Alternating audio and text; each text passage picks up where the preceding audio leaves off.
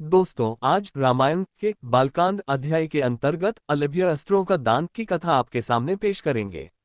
ये भाग में हम लोग जानेंगे कि ऋषि श्रेष्ठ विश्वामित्र ने श्री राम जी को कौन कौन से दिव्य अस्त्र प्रदान किए और उन अस्त्र शस्त्र का प्रयोग किस कार्य हेतु करे। बालकांड के पिछले अध्याय ताड़का वध के पश्चात ये कथा आगे बढ़ती है। मार्ग में एक सुरम्य सरोवर दृष्टिगत हुआ।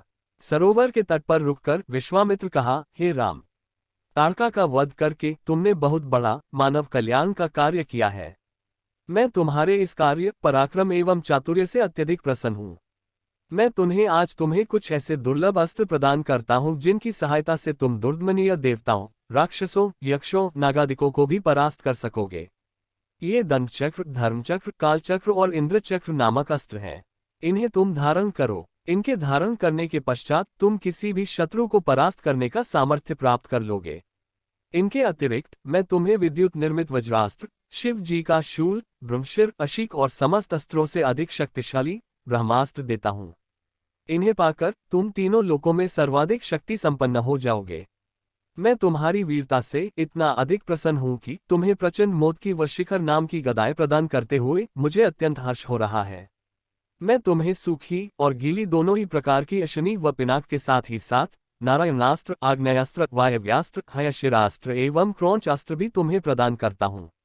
अस्त्रों के अतिरिक्त मैं तुम्हें कुछ पाश भी देता हूँ जिनमें धर्मपाश, कालपाश एवं वरुणपाश मुख्य हैं। इनके पाशों के द्वारा तुम अत्यंत फुर्तीले शत्रु को भी बांधकर निष्क्रिय बनाने में समर्थ हो जाओगे। राम, कुछ अस्त्र ऐसे हैं जिनका प्रयोग असुर लोग करते हैं।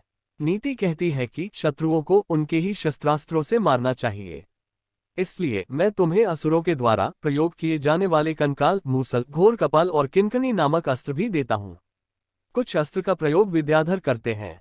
उनमें प्रधान अस्त्र हैं खड्ग, मोहन, प्रस्वापन, प्रश्मन, सौम्य, वर्षण, संतापन, विलापन, मादनास्त्र, गंधर्वास्त्र, मानवास्त्र, पैशाचास्त्र, तामस और अद्वितीय सौम्नास्त्र। इन सभी अस्त्रों को भी मैं तुम्हें देता हूँ। ये मौसलास्त्र, सत्यास्त्र, असुरों का माया में अस्त्र और भगवान सूर्य का प्रभास्त्र हैं जिन्हें दिखाने मात्र से शत्रु निस्तेज होकर नष्ट हो जाते हैं। इन्हें भी तुम ग्रहण करो।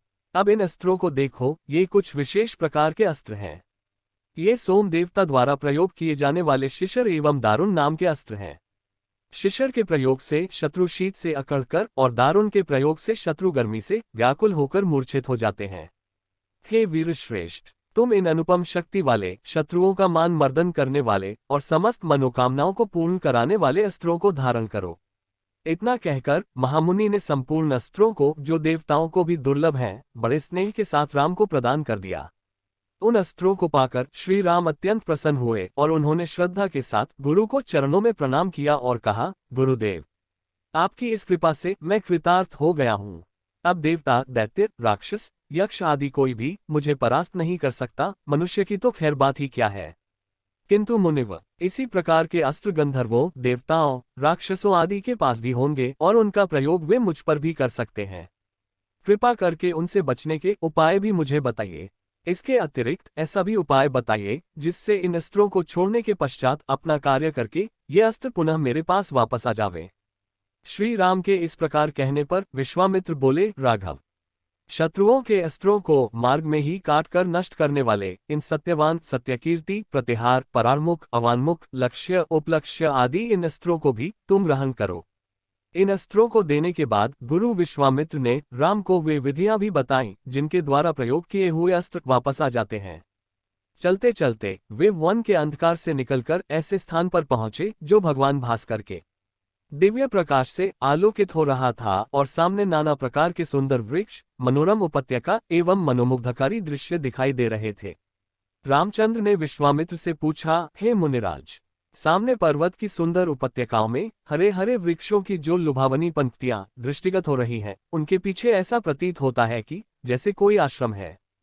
क्या वास्तव में ऐसा है या यह मेरी कल्पना मात्र है? वहां सुंदर सुंदर मधुरभाषी पक्षियों के झुंड भी दिखाई दे रहे हैं, जिससे प्रतीत होता है कि मेरी कल्पना निराधार नहीं है। दोस्तों, रामायण के अगले भाग में हम लोग विश्वामित्र की आश्रम की कथा सुनेंगे। जय श्री राम।